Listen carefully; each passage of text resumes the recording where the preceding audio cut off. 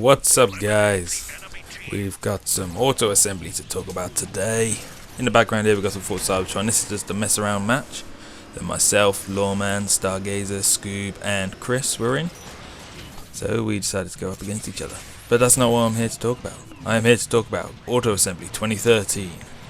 This is the Monday after that I'm recording this. So it's been quite a few, it's been a couple of days since I've been. And boy was it amazing. I was in a kind of a trance. That's why I didn't do this video earlier. I just too amazed by what I saw and what happened. Sadly though, I did do quite a bit of recording, but it hasn't come through very well because of the lighting in the hall. So I've got some highlights to show you. Not as many as I would have hoped, but you can see what's going on anyway. So I want to start off by saying thank you to Urban Species for selling me an awesome Transformers Full of Cybertron t-shirt. Check out their store.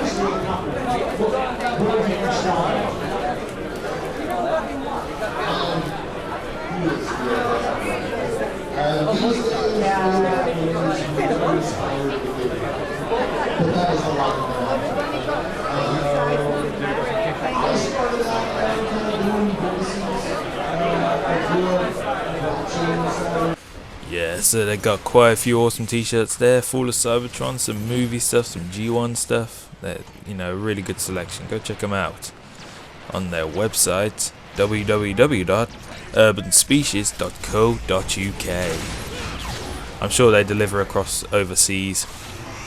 I'm not sure if they do or not. But let's get on to the Transformers.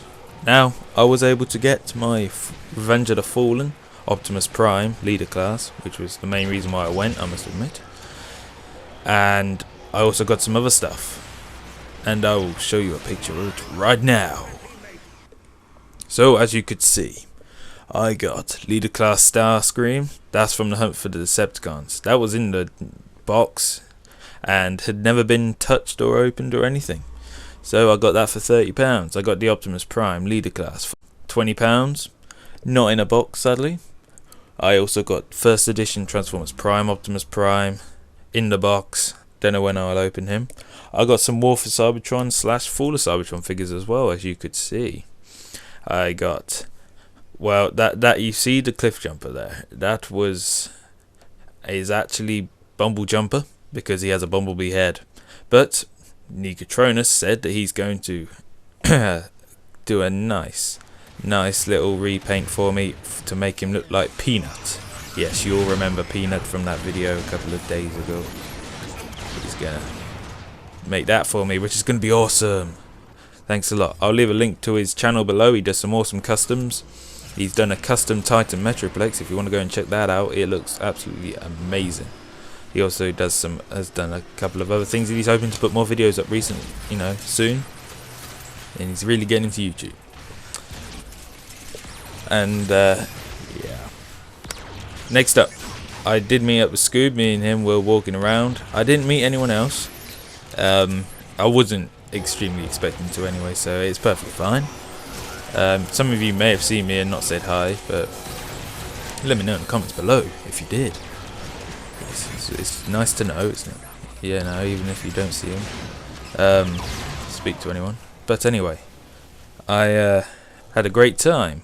I was, I bought a lot of stuff, and I, did some looking around. Had a look at some of the figures I've got and found out how much they're worth, and I had a really great time. Went and watched some of the panels with the voice of RID Optimus Prime. I can never remember his proper name.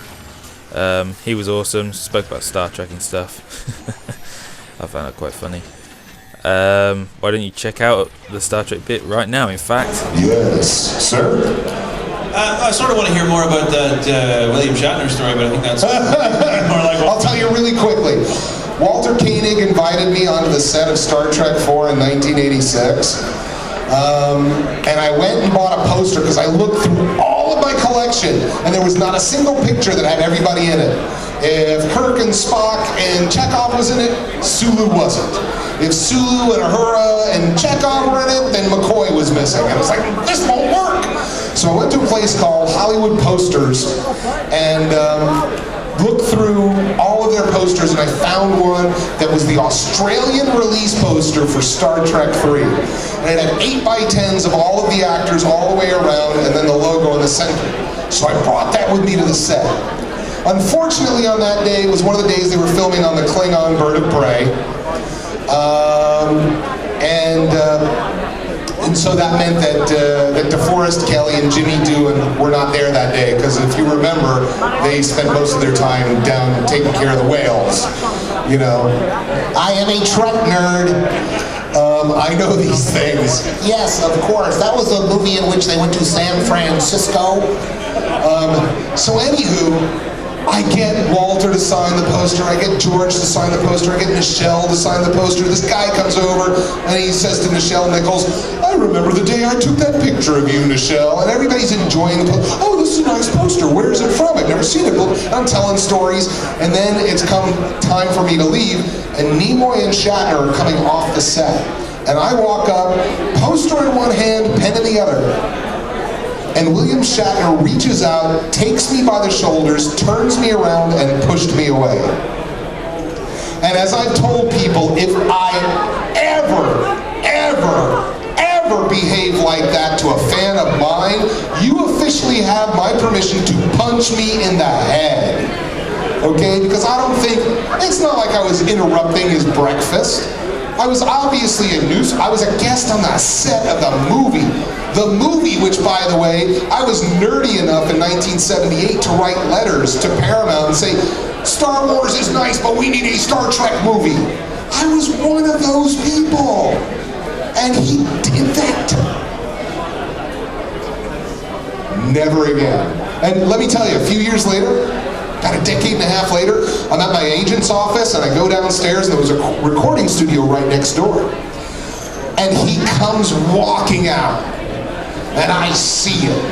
And I say, you're great on Boston Legal.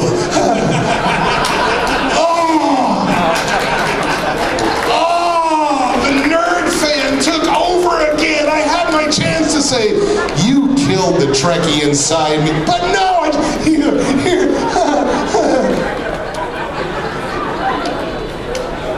All right, so anyway, just so you know, there is a gentleman in the last row that's had his hand up for a while. So I know, after this man. Yes, because he's big. I'm not going to say no to him. Yeah, I know. What do you got, guns? So that was the Star Trek area. And that's the main, well, that's actually the only highlight I managed to get, because the rest of it was too dark. Sadly, the lighting in that hall isn't very good for filming. So I managed to get some of the stalls though. I did enjoy looking around the stalls, and I managed to get some video of it, which you saw at the beginning. And I did a walk around, so you can check that out as well right now.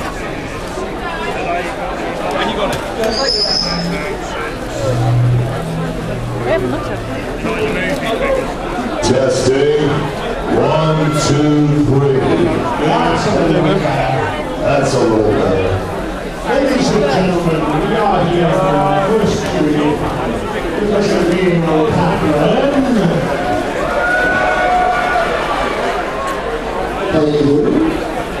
So, I've got some questions. Go ahead. I don't lie. I don't say it's personal.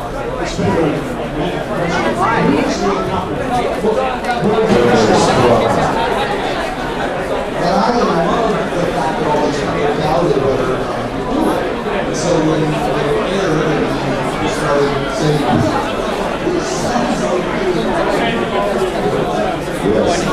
Oh yeah, well, we waited to do that. let's go. But it's great because when you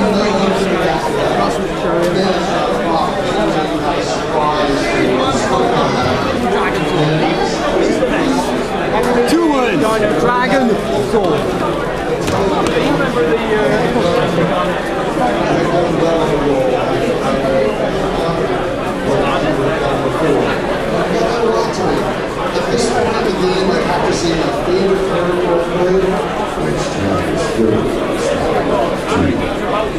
that's because, you know, the character's so fully formed and so amazing and has all these wonderful qualities to play. I also got to work with best animation director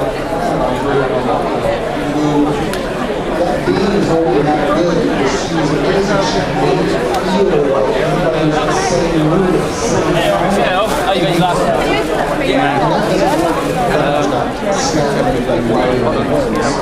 I tend to enjoy everything, you know. I mean, look, I worked on games now,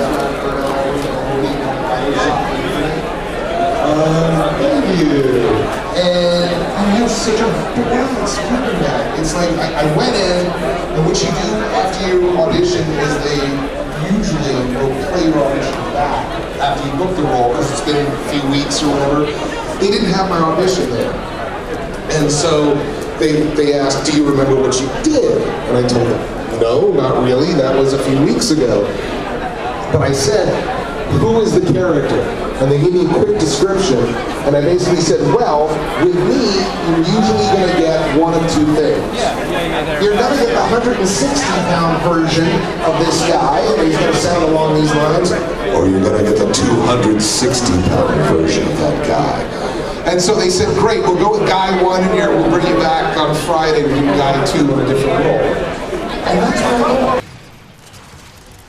So, what are my overall thoughts of this auto assembly, which my first ever convention? I thought it was pretty awesome. I did enjoy myself. Bricking it as I was going in because I had no idea what to expect and what I was doing. I in fact got in the wrong queue to get into the place, which was very entertaining, and a guy came and got me out of it, one of the volunteers, so thank you for that, showing me the way. And apart from that, there wasn't any other hiccups, to be honest. It was absolutely packed considering the size. There was over 800 people there this time, apparently a new record, they said. And it was enjoyable. It was definitely enjoyable and different. I'd never experienced anything like it before. The sheer number of Transformers figures there was absolutely astonishing. There was some that I'd never even heard of before, and some that I'd never seen in person or anything. I didn't realise how big they were. And there was a lot of people walking around with Titan Metroplexes. That was awesome. And a guy or a kid, I don't know what it was, dressed up as Optimus Prime in a full Optimus Prime suit. That looked pretty cool. I tried to get some images of that, but I don't think they came out very good.